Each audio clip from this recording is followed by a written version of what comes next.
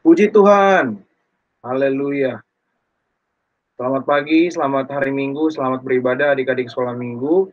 Tiba saatnya kita untuk masuk dalam satu ibadah sekolah Minggu kita. Persiapkan dirimu, persiapkan hatimu, cari tempat yang tepat ya untuk kita bisa fokus untuk ibadah, untuk memuji memuliakan nama Tuhan dan juga mendengarkan firman Tuhan nanti yang akan disampaikan oleh Abang sendiri. Ajak juga adik-adiknya yang mungkin punya adik ataupun kakaknya atau mungkin teman-temannya di rumah supaya kita sama-sama untuk memuji memuliakan nama Tuhan. Tiba saatnya bagi kita untuk masuk dalam ibadah kita. Kita mau memulai dalam sebuah penyembahan kepada Tuhan. Katakan, karena salibmu, hanya Kau Tuhan di hidupku, Kau berikan hidup yang baru. Hanya Kau Tuhan di hidupku, Kau berikan hidup yang baru. Darahmu menyucikan, darahmu menyucikan, pulihkan hatiku. Ku nyatakan Kaulah segalanya. Engkaulah sumber pengharapan, kuasa-Mu sanggup menyembuhkan. Jiwaku berserah, jiwaku pun berserah hanya kepadamu. Yesus, Kaulah segalanya. Katakan, karena salibmu, karena salibmu ku hidup, karena salibmu ku menang. Engkau yang berkuasa, sanggup untuk melakukan mujizat-Mu. Karena salibmu, karena salibmu ku hidup, karena salibmu ku menang. Engkau yang berkuasa, sanggup untuk melakukan mujizat-Mu di hidupku. Engkau yang berkuasa, Engkau yang berkuasa, sanggup untuk melakukan mujizat-Mu. Katakan, Engkau yang berkuasa, Engkau yang berkuasa, sanggup untuk melakukan mujizat-Mu di hidupku.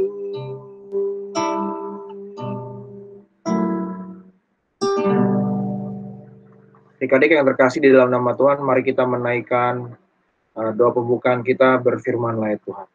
Berfirmanlah ya Tuhan, supaya aku mendengarkan-Mu.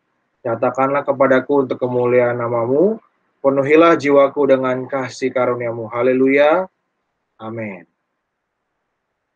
Kita akan memasuki doa penyerahan. Kita akan berdoa untuk ibadah kita yang sederhana ini agar Tuhan boleh hadir di dalam setiap ibadah kita, khususnya pada hari ini.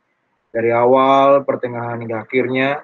Berdoa juga bagi kita semua, adik-adik sekolah minggu yang ada di rumah, baik itu kelas kecil dan madya, supaya bisa menikmati, memahami firman Tuhan secara terkhusus yang akan disampaikan oleh Abang Markus di tempat ini, supaya nama Tuhan terus dipermuliakan dan adik-adik sekolah minggu mengerti dan dapat mengaplikasikannya dalam kehidupan adik-adik sekolah minggu sekalian. Kita angkat satu lagu bagi Tuhan, sucikan dan kuduskan hati ini, untuk layak menghadap hadirat-Mu.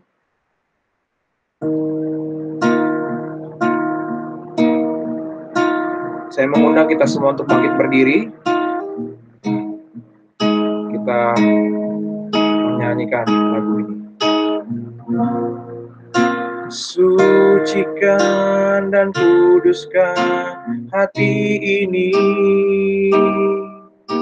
untuk layak menghadap hadirat-Mu.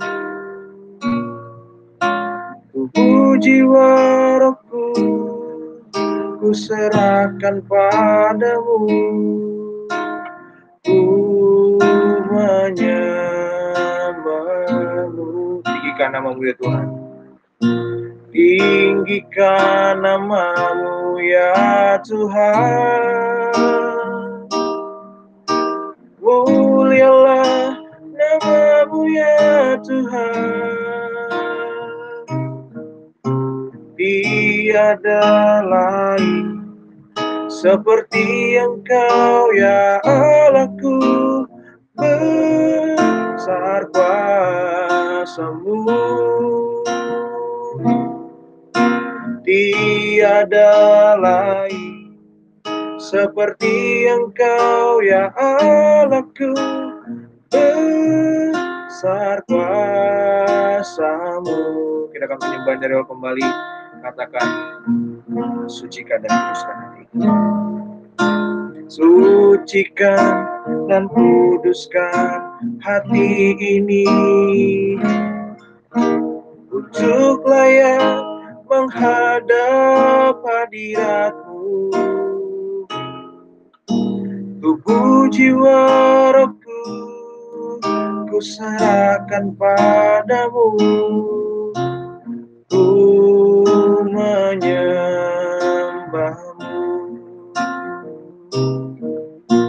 Tinggikan nama-Mu ya Tuhan. Mulialah nama-Mu ya Tuhan.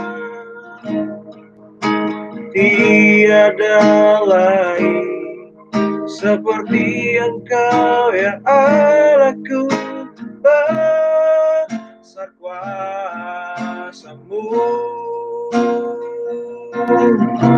Tiada lain seperti Engkau ya Allahku, besar kuasa-Mu.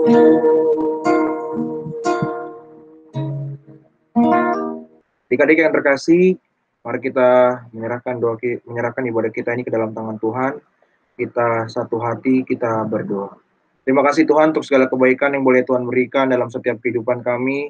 Terlebih pagi hari ini Tuhan, Kau bangunkan kami, Kau berikan hikmat bagi kami Tuhan untuk boleh ibadah, bertemu dengan Tuhan dalam ibadah pada saat hari ini Tuhan Yesus Kristus. Semua karena kebaikan yang boleh Tuhan berikan dalam kehidupan kami. Bapa, sebentar kami mau ibadah, berkati ibadah ini Tuhan Yesus Kristus dari awal, pertengahan hingga akhirnya. Berkati Tuhan Yesus Kristus, MC, ada Bang Markus juga sekaligus sebagai pembawa firman, sharing firman Tuhan pada kesempatan kali ini. Berkati agar kiranya Tuhan Yesus Kristus dapat berdampak bagi adik-adik sekolah minggu, bisa jadi berkat, dan mereka dapat aplikasikan dalam kehidupan mereka Bapak. Berkati juga Tuhan Yesus Kristus adik-adik sekolah minggu, baik itu kelas kecil maupun kelas madya, supaya mereka mengerti dan memahami maksud Tuhan yang begitu baik dalam setiap kehidupan orang percaya, terkhusus pada dalam kehidupan kami Tuhan. Terima kasih juga Tuhan Yesus Kristus, berkati Tuhan koneksi internet baik yang digunakan oleh Abang Markus saat ini, juga Tuhan baik yang digunakan oleh adik-adik sekolah minggu juga, lancarkan setiap internet yang ada Tuhan Yesus Kristus, supaya tidak terhalang berkat-berkat Tuhan yang ingin Tuhan yang sampaikan ke dalam kehidupan kami. Terima kasih Bapa, terima kasih Yesus Kristus, terima kasih Allahku yang hidup. Berkati juga Tuhan persembahan yang akan kami berikan, seberapapun Tuhan yang kami berikan, tapi dengan kerelaan hati kami, dengan sukacita kami, dengan ucapan syukur kami Tuhan, Allah boleh hadir dalam setiap kehidupan kami. Terima kasih Tuhan, terima kasih Yesus Kristus. Kami puji, kami muliakan, kami tinggikan nama Tuhan mulai dari pagi hari ini, kekal hingga selama-lamanya. Haleluya, amin. Tiba saatnya bagi kita untuk menyaksikan, untuk menikmati, untuk membaca, untuk mengambil pelajaran dari pemberitaan firman Tuhan yang akan disampaikan oleh Abang Markus. Kita mengangkat satu lagu pujian bagi Tuhan. Ku rindu sabdamu, ku rindu firman. Untuk menghormati firman Tuhan, Abang undang kita tetap bangkit berdiri. Katakan, ku rindu sabdamu. Ku rindu sabdamu, ku rindu firman-Mu, firman Tuhan Yesus yang heran dan berkuasa. Berfirmanlah Tuhan oleh kuasa Roh-Mu, kepadamu kami berserah. Berfirmanlah, berfirmanlah Tuhan. Roh Kudus surapi hamba, berfirmanlah, berfirmanlah, berfirmanlah Tuhan. Ku rindu menikmati sabdamu. Kita kata coba dari awal kembali.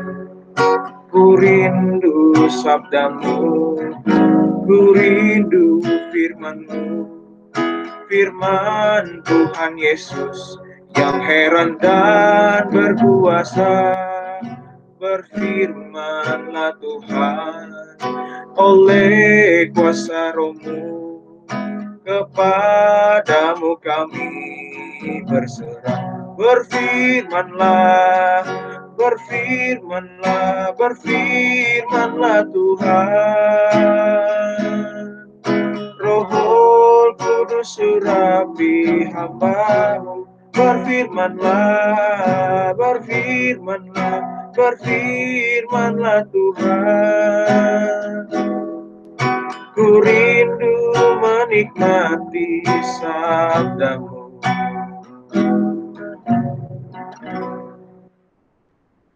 Adik-adik kami persilakan untuk duduk kembali. Oke, baik. Selamat pagi adik-adik sekolah minggu yang dikasihi oleh Tuhan.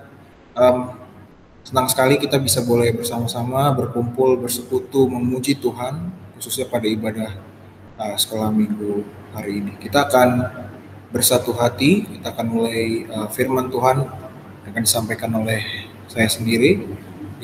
Kita awali dengan doa. Mari kita bersatu dalam doa. Tuhan, terima kasih, kami bersyukur karena Tuhan yang selalu memberkati kami, khususnya pada saat ini Tuhan Yesus Kristus di minggu pagi ini.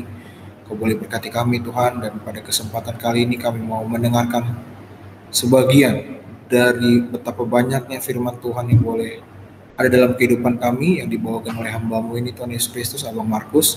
Berkati Tuhan agar kiranya anak-anak sekolah minggu, kelas kecil dan madya bisa menikmati dan mengerti apa yang boleh Tuhan sampaikan kepada anak-anak-Mu. Berkati juga hamba yang membagikan firman Tuhan, supaya layakkan hamba Abang Markus ini supaya bisa memberikan yang terbaik, dan kami serahkan itu semua ke dalam Tuhan. Jagai kami semua, anak-anak sekolah minggu khususnya dalam kondisi-kondisi tertentu, supaya mereka bisa stay fokus, dan juga itu semua kami kembalikan kepada. Di dalam nama Tuhan Yesus Kristus, kami berdoa, kami bersyukur, haleluya, amin. Baik, firman Tuhan hari ini menjadi sebuah pesan yang baik bagi kita. Kalau boleh kita review sedikit ya, bagaimana kehidupan orang-orang percaya menjadi lebih baik, menjadi lebih maksimal ketika kita boleh melihat peristiwa kebangkitan Tuhan Yesus Kristus yang diawali dengan penyaliban Yesus Kristus. Jadi hari ini kita akan membahas tentang itu. Nanti akan ada cerita lain di balik itu semua. Nanti bisa kita berikan, nanti akan mengarahkan kepada dua tokoh ya, supaya nanti kita bisa lebih mengerti. Baik. Ketika kita bicara soal Jumat Agung, ketika kita bicara soal penyaliban Yesus, ketika kita bicara bangkit pada hari ketiga, di mana hari menjadi sebuah peristiwa yang luar biasa, kita akan berpikir apakah itu logis, dalam artian apakah itu jadi satu peristiwa yang semua orang mampu untuk lakukan. Jawabannya adik-adik sudah tahu, tidak. bahwa ketika kita sudah mati, kita tidak bisa bangkit. Ketika kita sudah mati, meninggal, kita nggak bisa lagi tiba-tiba bangkit dari kubur gitu ya. Itu menjadi sebuah peristiwa yang mustahil. Namun dalam hal ini kita menjadi tahu bahwa ketika kita bisa melakukan itu, kita tidak bisa melakukan itu, melainkan Yesus yang bisa melakukan itu. Kita akan belajar lebih banyak mengenai kebangkitan Yesus Kristus, bahwa kebangkitan dari kematian bukan sesuatu hal yang biasa terjadi. Jadi satu peristiwa yang mustahil, maka saya katakan, atau dalam bahasa Inggrisnya impossible. Jadi kita bisa lihat dari situ bahwa itu jadi sebuah hal yang berbeda. Bahwa kematian Yesus juga begitu jelas. Ya, kita mulai dari kematian dulu. Jelas banget disalib di Bukit Golgota bersama dengan dua para penjahat, dan di mana itu menjadi sebuah peristiwa momentum yang sebenarnya memalukan. Ya.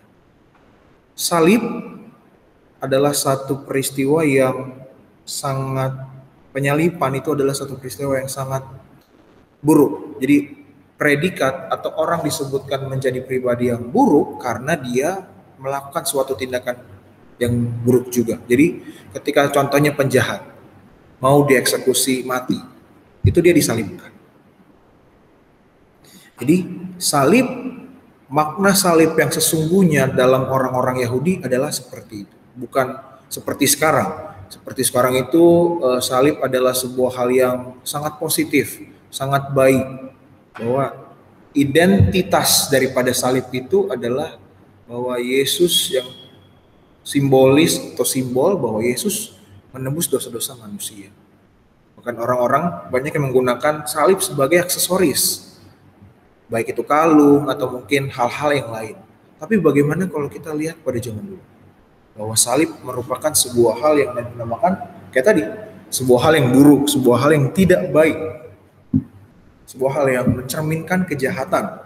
Namun ternyata ketika kita bicara salib itu, maknanya berubah dengan hadirnya Yesus. Ya, seperti itu. Siapa yang sanggup mengalahkan kematian? Ya.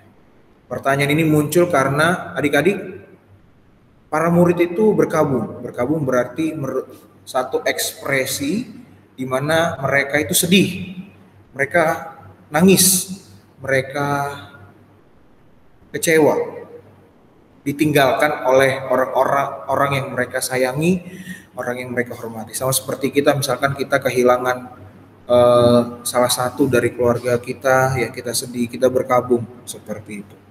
Kenapa mereka berkabung? Karena mereka pikir Yesus yang menjadi guru, rabi yang luar biasa itu, luar biasanya ngapain?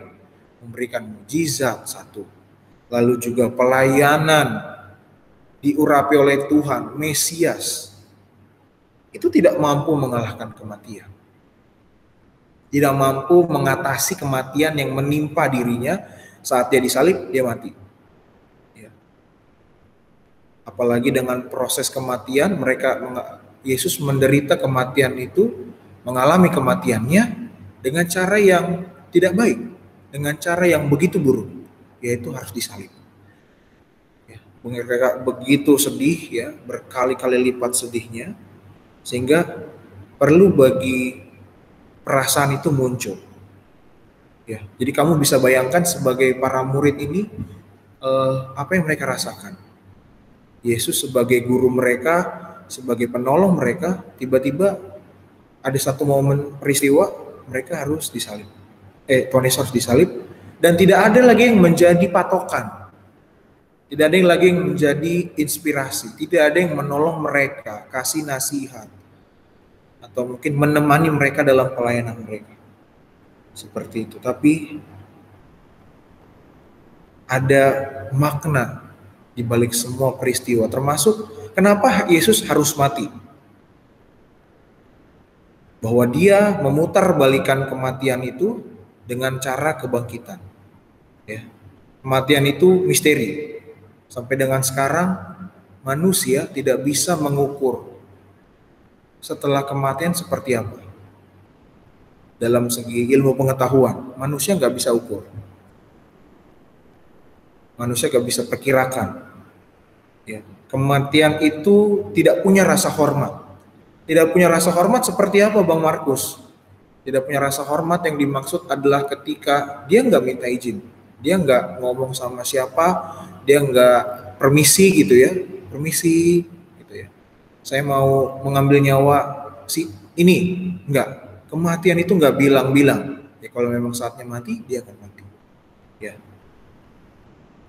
Kematian itu menakutkan karena dia nggak pandang bulu, dia nggak pandang jabatan, dia nggak pandang siapapun, dia nggak pandang hamba Tuhan, jemaat, presiden, menteri, rakyat, enggak. Dia nggak pandang tua muda, tidak. Dia tidak pandang baik jahat, tidak. Kematian tidak memandang itu. Lalu juga uang atau kekayaan tidak menjamin kita untuk bisa membatalkan kematian. Bahkan orang yang paling luar biasa atau juru selamat yang paling luar biasa dalam kehidupan kita, Yesus pun tidak bisa menghindari kematian. Kita harus sadari itu dalam kehidupan kita. Namun yang menjadi perbedaan adalah ketika kematian itu menjadi turning point untuk menjadi satu hal yang berbeda untuk menebus dosa-dosa manusia. Bahwa pengorbanan itu menjadi simbol akan cinta Allah, akan cinta Yesus Kristus kepada kita, kepada abang, kepada adik-adik sekalian. Seperti itu. Maka akan timbul pertanyaan, ya, kita akan kritis sedikit, apa yang terjadi jika Yesus tidak mau disalib? Jika Yesus tidak harus mati, jadi Yesus tetap hidup gitu ya. Waktu itu Yesus umur 32 atau 33 tahun. Bagaimana apa yang terjadi jika Yesus tidak hadir atau tidak mati, tidak mau disalibkan misalkan? Apa yang terjadi? Ya, kita bisa lihat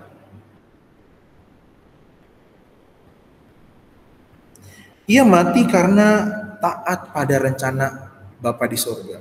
Ia taat karena ada rencana Allah bagi manusia. Jadi dia mengambil keputusan itu untuk dia mau disalib. Begitu luar biasa. Kita bisa lihat pribadi Yesus ini, mungkin sampai dengan kematian kita nggak akan bisa tahu. Kita tidak akan bisa seperti Tuhan Yesus yang terus menjadi contoh bagi kita. Ya. Dia berhasil mengalahkan maut. Dia berhasil menang atas maut itu. Begitu kalau kita lihat khotbahnya Kadona di bulan Maret kemarin, bahwa Jesus is my superhero. Ya. Dia membuktikan dirinya sebagai Tuhan. Dia buktiin dirinya, ya, bahwa dia adalah juru selamat, bukan hanya sekedar manusia. Dia disalibkan dan bangkit pada hari ketiga. Ya. Jika Yesus tidak bangkit, maka sia-sia iman kita kepada Tuhan. Sia-sia dong, pastinya. Sia-sia kita nyanyi, sia-sia kita berdoa, sia-sia kita memuji muliakan nama Tuhan. Sia-sia kalau kehidupan kita tuh selalu kita kaitkan kepada Tuhan. Kalau ternyata pun Tuhan tidak sehebat yang kita pikir. Menurut Bang Markus itu sudah luar biasa hebatnya. Ya, dia bisa bangkit di hari ketiga setelah kematiannya. Seperti itu. Ya, banyak pengorbanan Tuhan Yesus. Tuhan Yesus yang tidak mengenal dosa dijadikan sebuah dosa. Yang tadinya tidak mengenal dosa malah dijadikan dosa untuk menanggung dosa kita. Wah, sweet sekali anak-anak. Dia yang tidak berhutang, dia nggak punya hutang, menjadi harus yang menanggung hutang kita. Menjadi harus yang menanggung semua hutang kita. Apa hutang kita? Maut. Karena kita berdosa. Ya, jadi saya pikir ini jadi sebuah hal yang luar biasa. Keren, bahasa sekarangnya kece banget. Ya, bagaimana dia bisa jadi pribadi yang menjadi contoh yang luar biasa dalam kehidupan kita. Kita buka dulu di Markus 16 ayat 10 sampai dengan 14. Ya, kita buka Markus 16 ayatnya yang ke-10 sampai 14.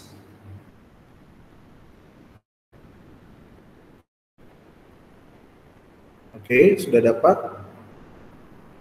Ya, Markus 16 ayatnya yang ke-10 sampai dengan 14.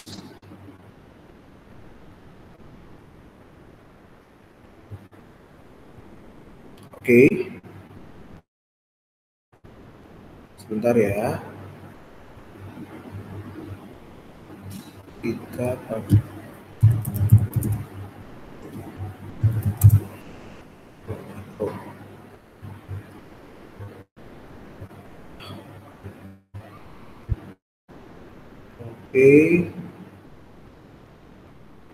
kita pakai dalam versi bahasa Indonesia masa kini. Mungkin nanti enggak, itu akan ditampilkan di sekalian juga ditampilkan.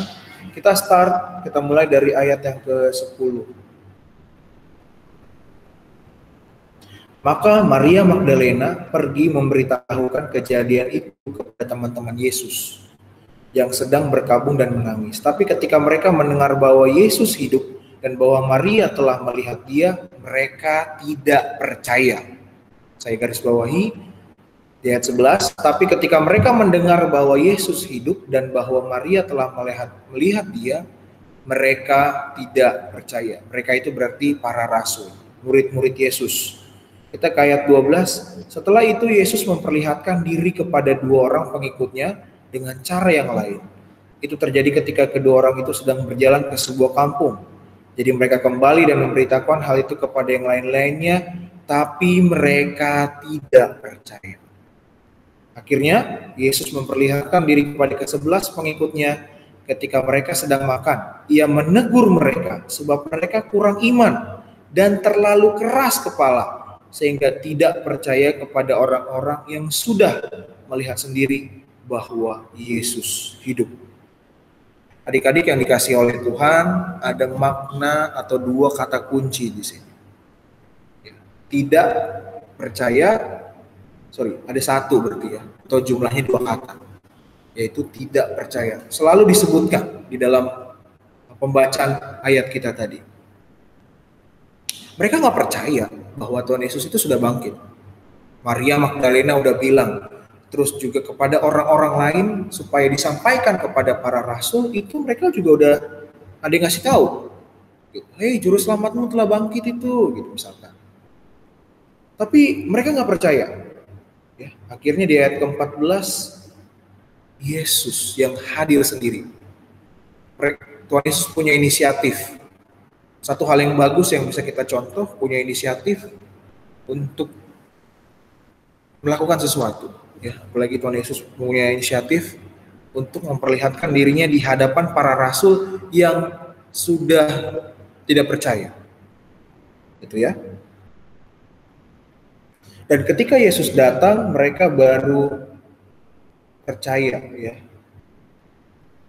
Seperti itu. Kita bisa lihat nanti di ayat-ayat selanjutnya, adik-adik nanti bisa dibaca, ya. Jadi apa yang bisa kita ambil? Kita bisa melihat bahwa ini satu hal yang masuk akal, masuk di otak kita, ya. Bagaimana mungkinkah gitu ya seorang manusia bisa bangkit dari kematian? Saya pikir itu satu hal yang wajar-wajar saja, ya. Gak mungkin dalam pemikiran kita bisa seorang manusia bangkit dari kematiannya sendiri.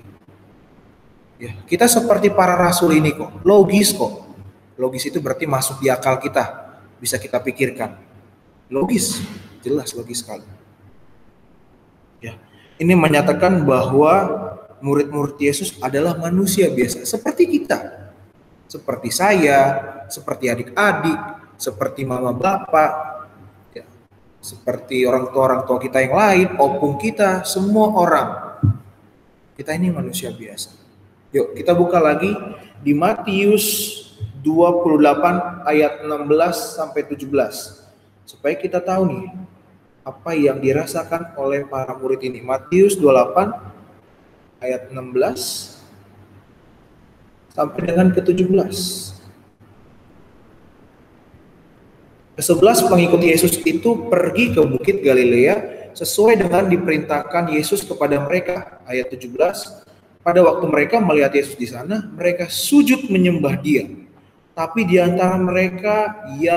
ada di antara mereka yang ragu-ragu. Adik-adik bisa dilihat ya bahwa ada makna ragu-ragu. Ragu-ragu di sini bukannya tidak berpendirian, bukan, tapi hati-hati. Kamu bisa lihat bahwa pribadi para murid sama seperti kita, manusia biasa yang mengandalkan logika, mengandalkan pemikiran kita, mengandalkan otak kita. Ya, jadi ragu-ragu di sini adalah diperlukan adanya suatu bukti. Ya, sehingga tadi di dalam Markus 16 tadi itu sudah jelas bahwa Yesus akhirnya hadir di tengah-tengah mereka. Mungkin kita bisa buka lagi yang lain dari Yohanes supaya banyak sekali bukti-bukti yang bisa kita lihat.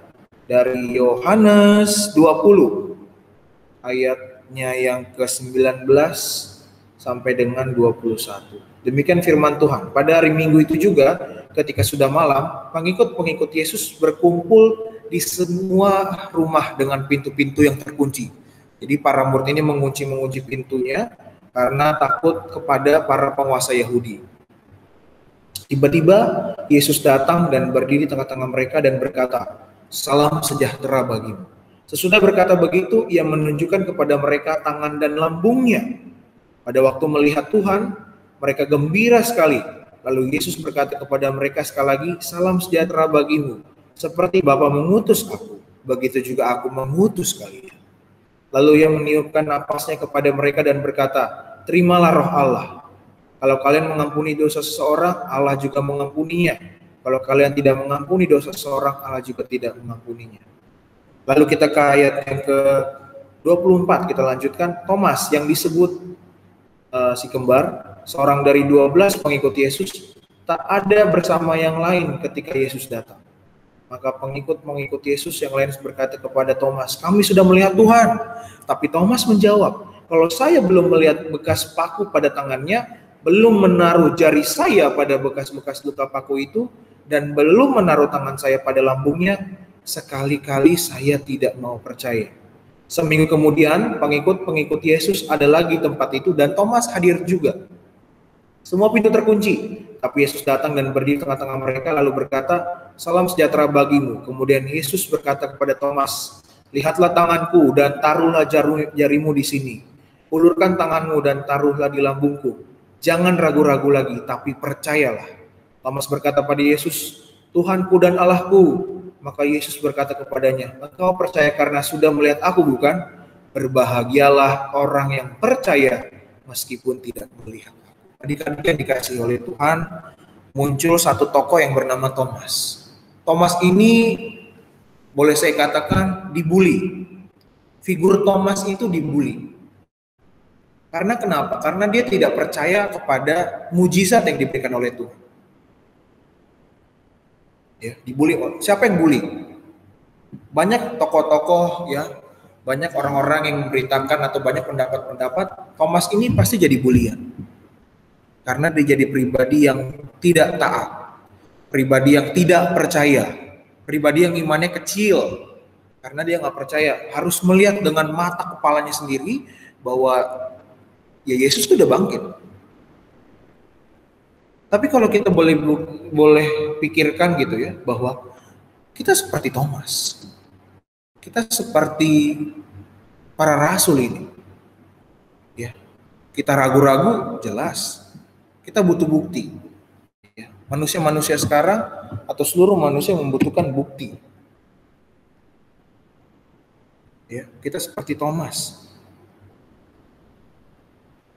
Yang harus melihat dengan mata kepala kita sendiri. Dan sebagai manusia itu salah nggak? Tidak. Ya. Itu manusiawi. Ketika kita harus melihat dengan mata kepala kita sendiri, baru kita percaya. Itu adalah salah satu sifat manusiawi. Tapi firman Tuhan banyak sekali mengajarkan kita, atau banyak orang yang mendiskreditkan atau meremehkan figur seorang Thomas. Tapi sebenarnya Thomas seperti kita. Ya, jadi kita bisa belajar banyak hal di situ.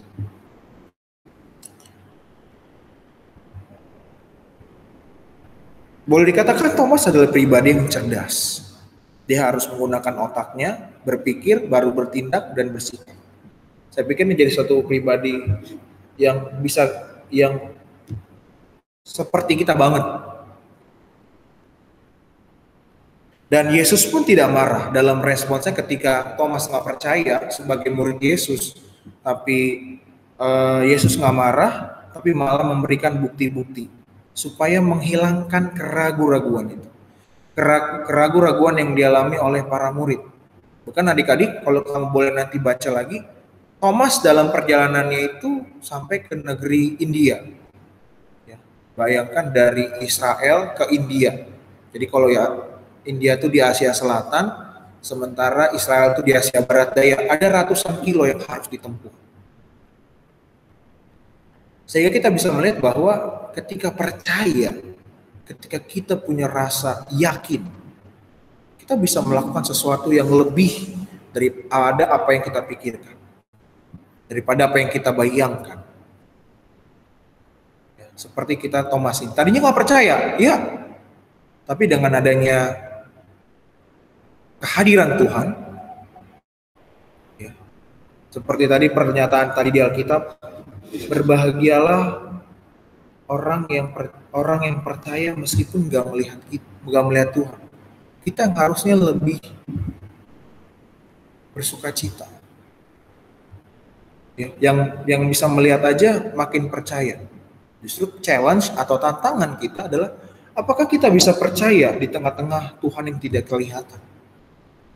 Seperti itu. Bahwa rasul-rasul dan murid-murid Yesus seperti kita bukan manusia sempurna atau super, orang-orang biasa, mereka apa adanya, ya. Ada yang nggak percaya, ada yang menyangkal 3 kali, ya. Ada yang pengkhianat, Yudas Iskariot misalkan. Mereka adalah pribadi yang seperti kita, sungguh manusiawi, gitu ya. Mereka, Tuhan Yesus pun tidak menyerah, gitu ya. Tuhan Yesus tidak pernah menyerah untuk mengajari mereka. Ya. Tuhan Yesus tidak pernah menyerah terhadap kelakuan mereka. Ya. Dan yang paling penting adalah kalau Tuhan bisa pakai murid-murid Tuhan Yesus 11 orang itu, bagaimana dengan kita? Apakah bisa? Jelas bisa. Karena antara kita dengan para murid sama, manusia.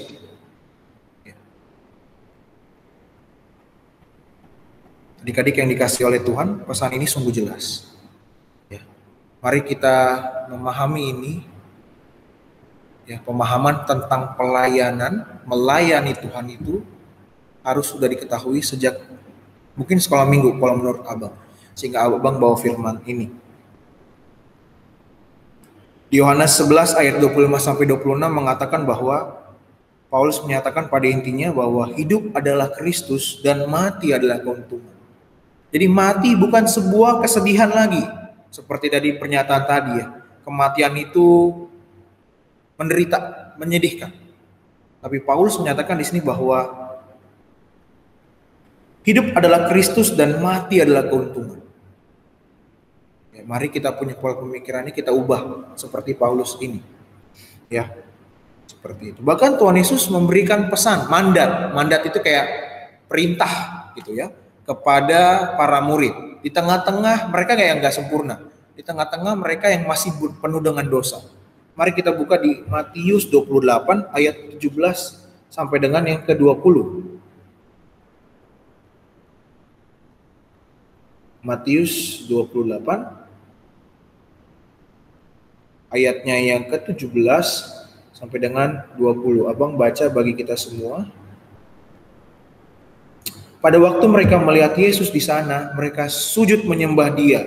Tapi di antara mereka ada yang ragu-ragu. Yesus mendekati mereka dan berkata, seluruh kuasa di surga dan di bumi sudah diserahkan kepadaku. Sebab itu pergilah kepada segala bangsa di seluruh dunia. Jadikanlah mereka pengikut-pengikutku. Baptiskan mereka dengan menyebut nama Bapa, Anak, dan Roh Kudus. Ajarkan mereka menaati semua yang sudah kuperintahkan kepadamu, dan ingatlah aku akan selalu menyertai kalian sampai akhir zaman. Meskipun masih ragu-ragu seperti di ayatnya yang ke-17 tadi, proses pemikiran mereka, jadi mereka tuh masih mikir, bener gak sih nih Tuhan Yesus nih bangkit? Itu manusiawi. Dan Tuhan atau Yesus memakluminya. Ya, di tengah-tengah keraguan-raguan mereka, Yesus memberikan mandat atau instruksi atau perintah. Ya. Keraguan-raguan yang dimiliki oleh para murid itu dibalas dengan ketidakraguan. Paham ya? Keraguan-raguan tadi dibalas oleh Tuhan Yesus dengan ketidakraguan. Jadi di opposite, kebalikannya. Ya. Seperti itu. Benci dibalas dengan cinta. Jadi kurang lebih itu berlawanan. Yesus percaya kepada mereka lebih daripada mereka percaya pada Yesus. Tadi kayak ragu-ragu ya, mereka nggak yakin. Gitu. Makanya saya buat Yesus percaya kepada mereka lebih dari mereka percaya kepada Yesus. Bahkan mereka pun nggak percaya kepada diri mereka sendiri. Mereka nggak pede. Tanpa Yesus mereka merasa mereka nggak pede. Ya, kita bisa juga melihat dalam satu tokoh lagi, tadi Thomas sudah keluar namanya, berikutnya adalah Petrus. Ya, seperti yang adik-adik ketahui, kelas kecil dan media, Petrus menyangkal 3 kali. Dan salah satu faktornya, sudah diprediksi, Yesus sudah bilang duluan sebelum disalib, engkau akan menyangkalku 3 kali. Ya. Mari kita buka di Yohanes 21. Ya, firman Tuhan kita cukup panjang hari ini. Yohanes 21 ayatnya yang ke-15 sampai dengan 17. Sesudah mereka makan, Yesus berkata pada Simon Petrus, Simon, anak Yona, apakah engkau lebih mengasihi aku daripada mereka ini mengasihi aku? Benar Tuhan, jawab Petrus, Tuhan tahu saya mencintai Tuhan. Yesus berkata kepadanya, peliharalah anak-anak dombaku. Untuk kedua kalinya Yesus berkata kepadanya, Simon anak Yona, apakah engkau mengasihi aku? Benar Tuhan, jawab Petrus, Tuhan tahu saya mencintai Tuhan. Yesus berkata kepadanya, peliharalah domba-dombaku. Ayat 17, untuk ketiga kalinya Yesus bertanya kepadanya, Simon anak Yona, apakah engkau mencintai aku? Petrus menjadi sedih. Lihat ekspresinya, sebab Yesus bertanya kepadanya sampai 3 kali. Maka Petrus menjawab lagi, Tuhan tahu segala-galanya, Tuhan tahu saya mencintai Tuhan. Lalu Yesus berkata kepadanya, peliharalah domba-dombaku. Adik-adik yang dikasihi oleh Tuhan, selain Thomas, kita juga sama seperti Petrus. Petrus menyangkal, bersumpah, bahkan mengutuk Yesus bahwa dia nggak kenal itu Yesusnya. Bahwa dia nggak kenal itu Yesus. Siapa itu Yesus? Nggak tahu saya. 3 kali disangkal. Ya. Bagaimana perasaan Petrus seperti di ayat tadi, di ayat 17. Sama seperti pertanyaannya Yesus itu kuantitasnya 3 kali, karena Yohanes Petrus itu menyangkal 3 kali juga. Sedih langsung hatinya. Ya, kita sama seperti Petrus ini pula. Ya. Petrus yang sudah kembali menjadi seorang nelayan. Rata-rata para rasul ini atau murid-murid Yesus mulai putus harapan untuk memberitakan firman Tuhan. Mereka balik ke profesi mereka masing-masing, menjadi seorang nelayan. Ya. Kalau di dalam konsep pelayanan,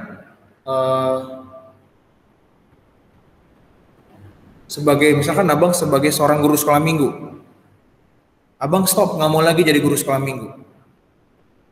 Ya. Maka abang harus Wajar bagi koordinator, misalkan bagi hamba Tuhan, ya, tidak memilih saya lagi dari jadi guru sekolah minggu, itu wajar karena saya mundur dari pelayanan. Wajar kalau saya tidak dipilih lagi. Tapi Tuhan Yesus di sini memberikan satu contoh yang baik. Ya, ketika Petrus keluar dari pelayanan, berhenti dari pelayanan menjadi seorang memberitakan firman Tuhan, Tuhan Yesus datang lagi kepadanya, meminta kembali untuk menjadi gembala. Ya, makanya tadi dikatakan, peliharalah domba-dombaku. Itu yang seharusnya dimiliki oleh gereja. Ya, bukan hanya pelayanan yang sifatnya seperti apa, tetap kita harus mengikut Yesus dalam karakternya. Kasih yang tidak memperhitungkan kesalahan orang. Yesus sudah dihianati, Yesus sudah dicemooh, Yesus sudah dikata-katain dengan sikap Petrus seperti itu. 3 kali dia menyangkal, dia tetap nggak mau. Tapi Tuhan Yesus tidak balas dendam. Dia kasihnya dia kepada Petrus itu, dia nggak memperhitungkan kesalahan orang dan tidak menuntut pembalasan. Akhirnya Petrus bertobat dan menyerahkan diri secara total karena dia yang mengalami sendiri kebaikan Tuhan. Tuhan mau ngampuni dia. Adik-adik yang dikasih oleh Tuhan, kita bisa banyak belajar dalam kehidupan ini dalam banyak hal. Menjadi seperti Thomas pastinya, bahwa kita sama kok seperti murid-murid itu. Jangan merasa bahwa guru sekolah minggu, hamba-hamba Tuhan, itu levelnya di atas manusia, di atas kita jemaat biasa. Tidak, kita semua sama. Kita manusia biasa. Kita bisa melakukan kesalahan. Kita bisa melakukan hal yang tidak berkenan di hadapan Tuhan. Tapi hadirnya Tuhan, kebangkitan Tuhan, hadir kembali ke dunia ini, untuk apa? Untuk menjangkau kita. Bagi di antara kamu yang merasa sudah tidak layak lagi, kayaknya aku udah gak pantas lagi, Bang, di mata Tuhan. Enggak, kamu masih pantas di mata Tuhan. Semua orang diperhitungkan. Tuhan tidak melihat mana yang baik, mana yang buruk. Siapapun jika datang kepada Tuhan, Tuhan akan hadir. Seperti itu, ya. Jadi kita bisa melihat banyak hal yang baik dalam diri tokoh-tokoh tadi. Ya. Ya, jadi kita bisa melihat itu. Menjadi pribadi Thomas. Thomas pun dalam pelayanannya luar biasa, tadi saya sudah sebutkan, sampai ke India, punya semangat yang luar biasa, satu pribadi yang baik. Demikian juga pada Petrus. Ya. Petrus adalah pribadi yang sangat berdosa karena dia secara langsung menyakiti Tuhan Yesus, tapi Tuhan Yesus mengampuninya. Adik-adik yang dikasih oleh Tuhan, bahwa seperti pernyataan gembala sidang kita ya, bahwa kebangkitan itu bukan satu hal yang ecek-ecek. Kebangkitan itu bukan jadi satu peristiwa yang boleh dikatakan sebagai satu peristiwa yang abal-abal, tidak. Atau dongeng, tidak. Magic, bukan. Tapi memang dia hadir sebagai juru selamat yang berbeda dari manusia. Jadi abang berharap dalam hal ini kita bisa melihat kebaikan-kebaikan. Mari ya, kita terus melayani Tuhan dalam bidang apapun, karena Tuhan yang sudah bangkit itu, yang sudah menyerahkan dirinya, yang sudah rela tadi ya, dia mau membayar hutang-hutang kita semua, membayar dosa-dosa kita semua dengan proses penyalipannya. Bagaimana dengan kita? Di usia muda sekalipun, abang ingin kita bisa memahami ini. Mari kita berbuat yang sesuai dengan kehendak Tuhan, sesuai dengan apa yang Tuhan berikan dalam kehidupannya. Tidak balas dendam, kasih tanpa syarat. Ya. mengampuni orang lain. Kita juga harus memahami pemahaman seperti Petrus, ketika Tuhan mengampuni kita, memberikan kesempatan lagi kita untuk berbuat baik, melayani Tuhan, lakukan. Seperti Thomas, ketika dia sudah melihat, dia percaya. Ketika Tuhan sudah hadir dalam kehidupan kita, apa sih Bang, gimana cara merasakan Tuhan hadir dalam kehidupan kita? Banyak adik-adik. Kita bisa makan, ya, kita bisa sekolah, kita bisa ibadah online. Ya. Itu semua karena siapa? Memang karena manusia. Tapi kan Tuhan yang kasih hikmat bagi kita, bagi Abang Markus, bagi guru sekolah minggu, bagi abang-abang pemuda, kakak-kakak pemuda yang main musik. Itu dikasih hikmat. Kepada kamu juga, ada ibadah online, gereja. Itu hikmat yang Tuhan kasih. Jadi jangan kita menyia-nyiakan hikmat yang Tuhan kasih itu. Mari kita kasih yang terbaik adik-adik. Saya percaya ketika kita paham ini dengan jelas, makna kebangkitan bukan sebagai satu hal yang ecek-ecek, saya percaya kita bisa menjadi pribadi yang lebih baik lagi. Baik adik-adik, ya saya percaya di usia kita, khususnya adik-adik madya menuju suatu remaja, tahap yang lebih dewasa lagi yaitu pemuda. Saya berharap sekali kita memahami firman ini dengan jelas bahwa kebangkitan itu Yesus mau mengorbankan dirinya, taat terhadap rencana dan perintah Bapa terhadap manusia, ya. Bahkan kita bisa melihat pribadi-pribadi yang lain ada maksud sendiri bagi Tuhan. Ya. Bagi adik-adik yang sudah mulai menyimpang, geser ke kanan, geser ke kiri, yuk kita kembali kepada tracknya. Banyak berdoa, jadi contoh bagi adiknya kalau kamu sebagai seorang kakak atau abang, menjadi contoh bagi orang tua juga bisa, ya. Banyak berdoa tadi, banyak baca Alkitab, ya. Jangan menghindari pertemuan ibadah. Kalau disuruh ibadah, lakukan dengan maksimal. Adik-adik ya, belajar, ya, punya kesempatan belajar, masih banyak orang yang nggak bisa belajar adik-adik. So, kita harus bersyukur dengan semua itu. Oke, jadi kita bisa lihat kebaikan Tuhan boleh hadir dalam kehidupan kita sekalian. Itu yang bisa Abang sampaikan hari ini. Kita sudah usai dalam pemberitaan firman Tuhan. Saya berharap kita bisa mengaplikasikannya dan menerapkan atau melakukannya dalam kehidupan kita. Puji Tuhan. Haleluya. Mari kita satukan hati, kita berdoa. Terima kasih Bapa untuk segala kebaikan yang boleh Tuhan berikan dalam kehidupan kami, terlebih saat ini Tuhan Yesus Kristus. Kami boleh sama-sama melihat kebaikan Tuhan yang boleh nyata dalam kehidupan kami. Khususnya pada pemberitaan firman Tuhan ini Tuhan, bagaimana kita mau menjadi pribadi yang baru. Karena Tuhan hadir, bahkan menyerahkan dirinya Tuhan, menyerahkan dirimu untuk menebus dosa-dosa kami dan bangkit.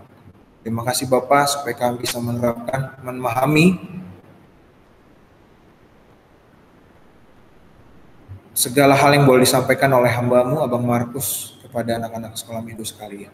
Tuhan terima kasih, agar kiranya mungkin kami tidak mau seperti Petrus, ataupun Thomas, ataupun para murid yang lain, tapi kami menyadari bahwa kami sangat tidak sempurna Tuhan. Berkati kami, berikan kami hikmat, sama seperti Kau berikan hikmat kepada Thomas, yang sampai menyebarkan firman Tuhan sampai ke India, ataupun Petrus Tuhan yang begitu menjadi pribadi figur yang baik, karena Tuhan yang terus memberikan kasih yang tidak bersyarat itu Tuhan kepada murid-murid Tuhan. Terlebih kami Tuhan di saat ini, di zaman ini serba modern ini, kami mau percaya Tuhan Yesus Kristus bahwa Tuhan tetap menjadi penolong yang setia dalam kehidupan kami, dalam segala apapun masalah kehidupan kami Tuhan. Pergumulan kami, pergumulan orang tua kami, kesesakan kami, kesulitan kami, penderitaan kami Tuhan, biar kami serahkan kepada Tuhan saja, bahwa Tuhan boleh mengalahkan kematian, hal yang paling tidak bisa dihindari oleh manusia. Tuhan boleh lewati itu dengan kebangkitannya. Berkati kami juga Tuhan, lindungi kami, tuntun kami, supaya kami bisa mengerti bahwa Tuhan begitu baik dalam setiap kehidupan. Terima kasih Tuhan, berkati kedua orang tua kami dalam pekerjaan mereka. Jika dia putus pekerjaan, Tuhan berikan peluang-peluang kerja itu Tuhan Yesus Kristus pada orang tua kami. Jika di antara kami Tuhan Yesus Kristus dalam sekolah online kami, berikan kami nilai yang baik dengan proses yang baik. Berkati para guru, berkati semua orang Tuhan Yesus Kristus yang mengajari kami. Terima kasih juga Tuhan, berkati kakak-kakak dan abang guru sekolah minggu. Ya, ada juga Tuhan Yesus Kristus, kakak Melda, kakak Dona, kakak Desma, kakak Priani, terlebih abang Markus tempat ini, supaya kami bisa memberikan yang terbaik, dan itu semua hanya kemuliaan bagi nama Tuhan saja. Berkati juga Tuhan Yesus Kristus, agar kiranya kami bisa terus memahami kebaikan yang boleh Tuhan berikan dalam setiap kehidupan kami. Terima kasih Tuhan, sebentar kami Tuhan mau berikan persembahan kembali Tuhan, agar kiranya kami punya hati yang mau memberi, bukan karena nominal, tapi karena kerelaan hati kami, karena sukacita yang boleh kami berikan dalam hati kami, boleh kami berikan yang terbaik. Terima kasih Tuhan Yesus Kristus, terima kasih Allah kami yang hidup. Berkati juga bangsa dan negara kami ini Tuhan, agar kiranya fenomena-fenomena yang terjadi, ada banjir di Nusa Tenggara Timur, Tuhan Yesus Kristus boleh Tuhan benahi, boleh Tuhan selesaikan segala apapun yang terjadi, berikan nikmat bagi para pemimpin kami bisa mengatur segala sesuatu dengan baik, supaya nama Tuhan yang terus dipermuliakan. Juga Tuhan Yesus Kristus, COVID-19 yang terus kami doakan dan begitu progresif, boleh Tuhan melihat kebaikan dalam setiap usaha-usaha yang dilakukan oleh para pemimpin kami. Berkati pemimpin-pemimpin kami dari tingkat tertinggi sampai terendah Tuhan, supaya nyata perlindungan Tuhan dalam kehidupan kami. Terima kasih Tuhan Yesus Kristus. Demikian juga Tuhan gereja kami Pentakosta Indonesia, Sidang Grogol, ada gembala sidang kami, Bapak Pendeta, bersama dengan Bapak Guru Injil, Bapak Sintua, Bapak Evangelis, dan semua jemaat Tuhan Yesus Kristus. Berkati kami semua, supaya kami boleh memahami kehidupan kami yang seturut dengan kehendak. Terima kasih Tuhan, terima kasih Yesus, terima kasih Roh Kudus, terpuji namamu Tuhan. Mulai dari pagi hari ini kekal hingga selama-lamanya. Haleluya, haleluya. Mari adik-adik sama-sama kita naikkan doa yang Tuhan Yesus ajarkan dalam kehidupan kita. Bapa kami yang ada di dalam surga. Bapa kami yang ada di dalam surga, dikuduskanlah kiranya namamu, datanglah kerajaanmu, jadilah kehendak-Mu di bumi seperti di surga. Berikanlah pada hari ini makan kami secukupnya, dan ampunilah kami akan segala kesalahan kami, seperti kami pun mengampuni orang yang bersalah kepada kami, dan jangan bawa kami ke dalam pencobaan, melainkan lepaskanlah kami daripada yang jahat, karena Engkau yang punya kerajaan dan kuasa dan kemuliaan sampai selama-lamanya. Haleluya, haleluya. Yang percaya kepada Tuhan Yesus Kristus katakan amin. Baik adik-adik, itu kita sudah selesai dan kita akan mengumpulkan persembahan. Nanti persembahan bisa kita berikan melalui transfer ke rekening yang sudah ada disediakan di sosial media dan juga di video kita ini. Dan juga nanti bagi adik-adik sekolah minggu yang mau memberikan secara langsung, ya, beberapa sudah ada yang memberikan secara langsung, ya. Jadi nanti papa atau mamanya datang ke sekolah, datang ke gereja, gitu ya. Nanti memberikan kepada guru-guru sekolah minggu, ya. Jadi seperti itu, lagi-lagi kita berikan bahwa bukan karena nominal, tapi karena sukacita dari dalam hati kita yang boleh kita berikan kepada Tuhan dari persembahan kita. Haleluya. Tiba saatnya kita untuk mengumpulkan persembahan, kita mengangkat satu lagu pujian bagi Tuhan. Sebab Dia hidup, ada hari esok, atau biasa kita nyanyikan Anak Allah, Yesus namanya.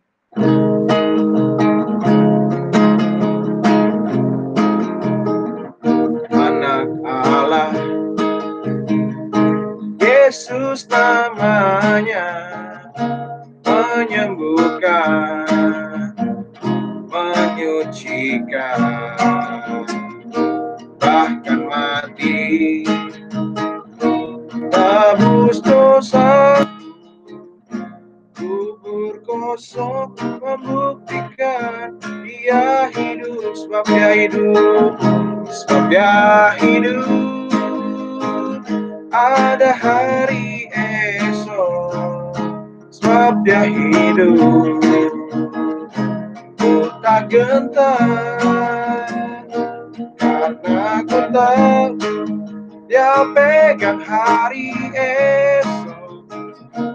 Hidup jadi berarti sebab Dia hidup, sebab Dia hidup, sebab Dia hidup. Ada hari esok, sebab Dia hidup. Ku tak gentar, karena ku tahu Dia pegang hari esok. Hidup jadi berarti sebab Dia hidup. Hidup jadi berarti sebab Dia hidup. Terima kasih adik-adik sekolah minggu sudah memberikan persembahan. Apa yang boleh kita dapatkan daripada Tuhan, kita juga harus memberikannya lewat persembahan kita dengan hati yang bersukacita dan mengucap syukur. Demikian ibadah kita sudah berakhir. Sampai jumpa di ibadah sekolah minggu depan. Terima kasih adik-adik. Tuhan Yesus memberkati. God bless you all. Anak Allah, Yesus namanya, menyembuhkan, menyucikan, bahkan mati tebus dosa.